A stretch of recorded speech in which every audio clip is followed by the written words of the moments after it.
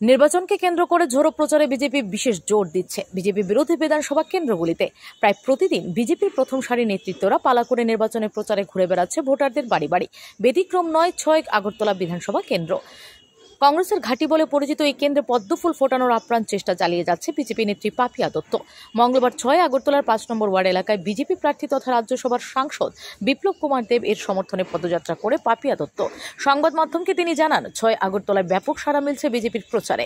২০২৩ সালে কংগ্রেস এবং কমিউনিস্টের জোটে যারা প্রথম সারি নেতৃত্ব ছিলেন তারা ইতিমধ্যে বিজেপির পতাকার তলে সামিল হয়েছেন বলেও জানান তিনি।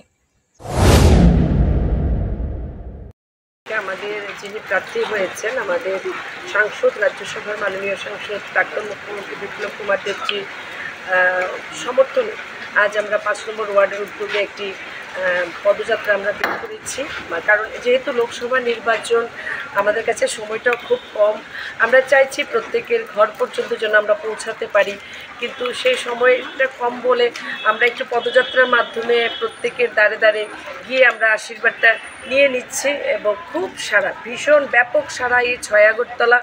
আমার বিশ্বাস এবং যে কিছুটা যেটা ২০২৩ নির্বাচনে হয়েছিল, মানুষ বিশেষ করে যারা কমিউনিস্টের যারা বন্ধুরা, যেটা তাদের হয়তো উপলব্ধিতে সেই সময় হয়তো এতটা আসেনি, যে জায়গায় হয়তো বা ভোটটা তারা কিছুটা হয়তো সেই জায়গায় শিফট হয়েছিল, বা কংগ্রেসের যারা বন্ধুরা তারা কিন্তু আমি লক্ষ্য করছি, কারণ ৬ আগরতলা যেহেতু আমি নির্বাচনে প্রতিদ্বন্দ্বিতা করেছিলাম, আমার একটা চেষ্টা সেদিন থেকেই যে আমি জিততে পারিনি তো কি হয়েছে, কিন্তু ১৮,০০০-এর ওপর মানুষ আমাকে কিন্তু আশীর্বাদ করেছিল সেই নির্বাচনে।